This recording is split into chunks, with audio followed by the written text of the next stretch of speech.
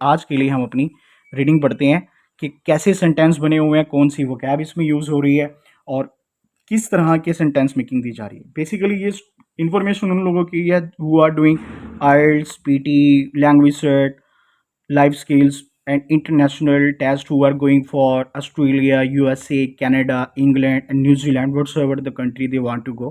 ये उन लोगों के लिए स्पेशल है।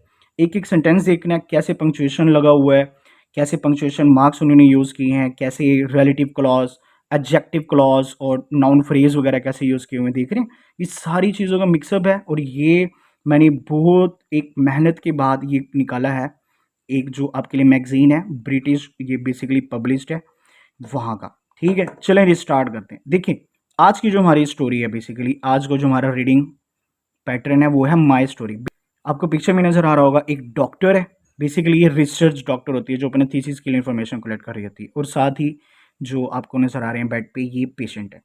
My unexpected teacher. Basically my unexpected teacher का क्या हुआ कि मेरा ऐसा टीचर जो मेरी तवक्कुआत से बाहर था। कैसे बाहर था, अभी आपको ट्विस्ट देता हूँ कैसे बाहर था। देखिए कहते, during my first 7 semesters as a medical student at Gadjah Mada University in Yogyakarta, Indonesia. Basically ये जो लेडी है ये वाली, ये एक डॉक्टर है। बेसिकली डॉक्टर तो नहीं है लेकिन मेडिकल फील्ड से रिलेटेड है और हॉस्पिटल्स में डाटा कलेक्ट कर रही हैं, जिसमें साइकी हो गई, थ्योरीज हो गई, फीलिंग्स, इमोशंस पेशेंट्स की, कि वो कैसे अपने आप को सर्वाइव रखते हैं, मोटिवेट रखते हैं कि they are laying on the bed of hospital. ठीक है, तो वो कैसे अपने आप को मोटिवेट रखते हैं अगले दिन की तलाश के लिए। ये इस बेसिकली थीसिस को कंडक्ट कर रही है।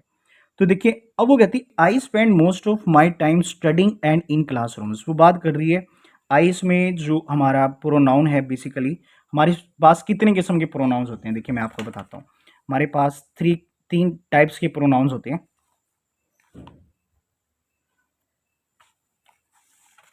ये देखिए हमारे पास बेसिकली कितने पर्सन कितने होते हैं। फर्स्ट पर्सन होता है, थर्ड सेकंड पर्सन होता है एंड थर्ड पर्सन होता है। फर्स्ट पर्सन में हमारे पास आता है आई एंड वी, और वी आई के अंदर आता है आई, माई एंड मी इसके साथ आ जाता है। ठीक है, अब इसके अंदर ये जो आई है इसको हम कह रहे होते हैं प्रोनाउन का नोमिनेटिव केस। नोमिनेटिव केस हो गया ये हमारा, सही है। और जो माई या माई सेल्फ ये एक ही कैटेगरी से रिलेटेड है, इसको हम कहते हैं पोजेसिव केस। बेसिकली ये पोजेशन ही को शो कर रहा होता है। ठीक है, और ये जो मी है जो हमारा तीसरी कैटेगरी है आई माई मी, ये हमारी मी होती है एक्यूजेटिव केस। ये देखिए अब ये यहाँ पर जो हमारे पास जो आई आया है बेसिकली वो है हमारे पास कौन से वाला केस है, नोमिनेटिव केस। ठीक है, I spend most of my time studying classroom. ठीक है, कहते आई रेयरली स्पोक। अब ये पास्ट की बात हो रही है, देख रही है, स्पोक, स्पीक के सेकेंड फॉर्म है spoke with real patients in a hospital sitting.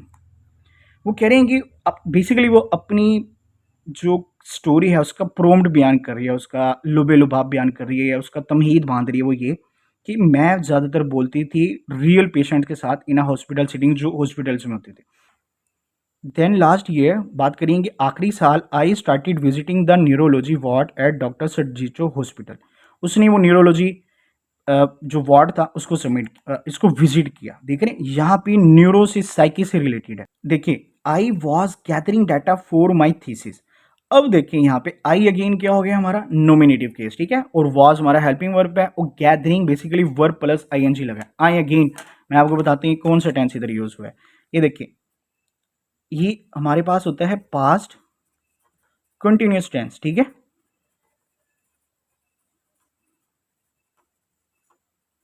Past continuous tense, past continuous tense में हम क्या कर रहे होते हैं, वाज लगाते हैं, वर्ड लगाते हैं, और इनके साथ वर्ब प्लस आईएनजी आ जाता है। देख रहे हैं, अब आपके पास देख रहे हैं दो ग्रामर के रूल्स आ गए हैं, वर्ब प्लस आईएनजी आपके पास आ जाता है। तो जैसे he was waiting at home, वो घर पे इंतजार कर रहा था। ठीक है, दे वर, अब मैं वर्क भी बना देता हूँ ताकि आपको दोनों क्लियर हो जाए। दे वर विजिटिंग दे वर विजिटिंग होटल, देखिए कि वो होटल को विजिट कर रहे थे, समझ गए। चलें आगे चलते हैं, आ जाएं। अब उसके बाद वो कहते हैं कि उन्होंने जो थीसिस के लिए फॉर माई थीसिस, अब देखिए इसमें ये जो माई आया है, ये वाला माई अभी किस केस से रिलेटेड है, देखिए माई से जो आपको ये देखिए माई पोजेसिव केस हो गया, ठीक है। चलिए आगे चलते हैं। अब आपको समझ आ रही है ना एक चीज, ठीक। देखिए फिर कह रहे an assessment of the oral contraceptive, contraceptive pill, pill basically जो मेडिसिन होती हैं, जो डोज होती हैं। अब वो एन असेसमेंट की बात कर रहा है। देखिए असेसमेंट, अब यहाँ पे ग्रामर का कौन सा रूल लगा है, असेसमेंट जो है ये हमारा नाउन है, और नाउन से पहले एन लगा है, ये इनडेफिनेट आर्टिकल है। अगेन हम आपको बताते हैं कि ग्रामर का जो तीसरा रूल लगा है वो कौन सा है। देखिए ए या एन, ये दोनों के दोनों किस कैटेगरी में फॉलो करते हैं, इनडेफिनेट की। ये इनडेफिनेट आर्टिकल कहते हैं बेसिकली। और इसी के साथ एक कैटेगरी होती है दा की, इसे दा या दी पढ़ लें जो भी है, ये होता है डेफिनेट आर्टिकल।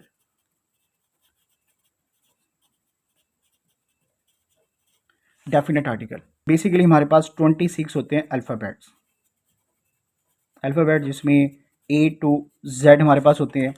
अब इसके अंदर ए टू जेड तो होते हैं, अब जो एन होता है एन ये फॉलो करता है ए ई आई ओ एंड यू, ठीक है। अभी किन के साथ फॉलो करेगा, जिनके शुरू के letters A E I O you के साथ शुरू हो रहे हैं उनके साथ एन आ गया। और रिमेनिंग जितने भी अल्फ़ाबेट्स होते हैं जो बेसिकली 21 बनते हैं, उनके साथ ए आता है और उनको हम कहते हैं कॉन्सोनेंट्स, कॉन्सोनेंट्स। जैसे for example a boy, a girl, a horse, देख रहे हैं।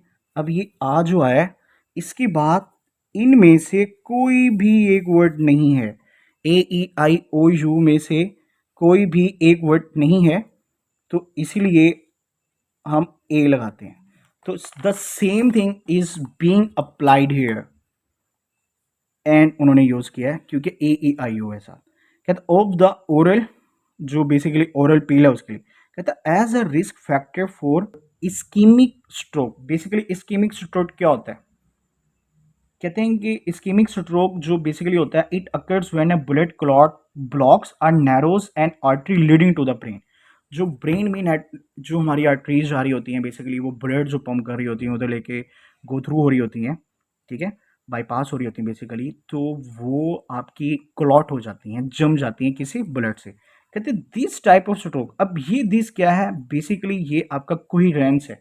अब ये कोहिरेंस क्या चीज़ होती है, चलिए मैं बताता हूँ आपको। ये हमारा ग्रामर का आज चौथा रूल हो गया। कोहिरेंस क्या होती है, कोहिरेंस बेसिकली हमारी अकेडमिक जो रीडिंग होती है, अकेडमिक राइटिंग होती है, उसमें ये बड़ा इंपॉर्टेंट रोल प्ले कर रही होती है। देखिए दिस होता है, दीज होते हैं, दैट हो गए और दोज हो गए, ये जितने भी हमारे पास वर्ड्स होते हैं ये हमारी कोहिरेंस होती हैं। Coherence basically in a sense you can say they are combining a complete paragraph और अ सेंटेंस। कोहिरेंस इनको कहते हैं, इन्हें हम कोहिरेंस कहते हैं। कैसे, जैसे यहां पे भी आया है, this type of stroke is the most common and it occurs. देखें कहते दिस टाइप, किस टाइप, ये वाला जो इस्कीमिक जो स्ट्रोक है यही कहते हैं इस किस्म का स्ट्रोक होता है कि मोस्ट कॉमन होता है। एंड इट अकर्स, इट हमारा है सिंगल, ठीक है, और अकर्स ये हमारे पास वर्ब आई है सिंगल की। बेसिकली ही शी इट के साथ जो है हम वर्ब के साथ ऐसे लगाते हैं, आई वी दे यू, और प्लूरल नेम के साथ हम वर्ब के साथ ऐसा नहीं लगाते, तो ये आपका प्रेजेंट डेफिनेट है, ठीक है। As a result of an obstruction within a blood vessel supplying blood to the brain। अब इन्होंने जो अगला सेंटेंस पूरा किया है यही एक्सप्लेनेशन है हमारे इस्कीमिक स्ट्रोक की। ऑब्स्ट्रक्शन का मतलब होता है,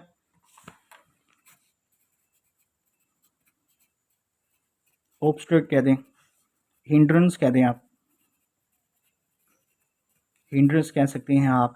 हिंड्रेंस के अलावा एक और होता है ब्लॉकेज होता है। ब्लॉकेज इसका सिनोनिम हो गया है। ब्लॉकेज के अलावा और क्या होता है, ऑब्स्टैकल भी बेसिकली उसको कह रहे हैं, ऑब्स्टैकल, ठीक है। और भी बहुत सारे होते होंगे, लेकिन ये एकेडमी है और ये अच्छे वर्ड्स हैं। Obstruction, obstruction with in a blood, blood के अंदर वेसल, वेसल जो छोटी छोटी लाइंस होती हैं, जो बेसिकली वेन जिन्हें हम कह रहे होते हैं। सप्लाइंग, सप्लाइंग जो कर रही होती हैं ब्लड को टू द ब्रेन, ब्रेन की तरफ। कहते हैं at the hospital I would review the medical records of newly admitted stroke patient. कहते हैं एट द हॉस्पिटल, कहते हैं हॉस्पिटल पर, एट हम किस चीज़ के साथ लगाते हैं, जहाँ पे वी कैन स्टैंड, ओके। जैसे हम एट स्कूल कहते हैं, एट डोर कहते हैं हम। जैसे फॉर एग्जांपल हम कहते हैं who is knocking, who is knocking at door, देख रहे हैं। जहाँ पे हम ऑन स्टैंड हो सकते हैं वहाँ पे हम ऐड लगाते हैं। तो इसी तरह इन्होंने भी यहीं पर ये काम किया है at the hospital I would review. अब ये वुड किस सेंस में आपका आ रहा है, आई वुड रिव्यू के फ्यूचर की सेंस में आ रहा है कि मैं ये कर रही होंगी, ये मैं करूँगी, रिव्यू करूँगी। रिव्यू का मतलब होता है गो थ्रू करना, रिकॉर्ड मेंटेन रखना, कलेक्ट करना the medical records of newly, newly जो अभी एडमिट हुए हैं, एडमिटेड स्ट्रोक पेशेंट्स। कहते हैं देन अगेन, फिर इंटरव्यू दें, फिर मैं उनका इंटरव्यू करूँगी। पहले रिकॉर्ड इकट्ठा करेंगे कि इधर हॉस्पिटल में कौन कौन से पेशेंट्स एडमिट हुए हैं, उसके बाद वो रिकॉर्ड इकट्ठा कर रही हैं। To find out if they were taking the pill, फिर वो वही देखें, पीछे हैं, पीछे हैं, कॉन्ट्रासेप्टिव पिल, ठीक है। कॉन्ट्रासेप्टिव पिल जो उनको एक स्पेसिफिक दी जाती है इस्केमिक स्ट्रोक्स के लिए उनके पेशेंट्स को, उसी पे कहते हैं it was a slow process. Slow process कैसे है, देखिए फर्स्ट ऑफ ऑल पहले वो रिकॉर्ड्स देखेंगी, ठीक है, रिकॉर्ड्स देखेंगी पेशेंट्स का, ठीक है।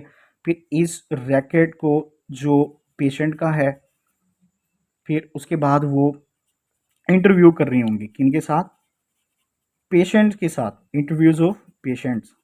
फिर इस पेशेंट्स के बाद उनको वो एनालिसिस कर रही होंगी कि इस बारे में कि इनको जो दी जा रही है पिल्स वो यही हैं जो उसकी रिसर्च के अंदर शामिल हैं। चलें देखिए ये हमारा कवर हो चुका है।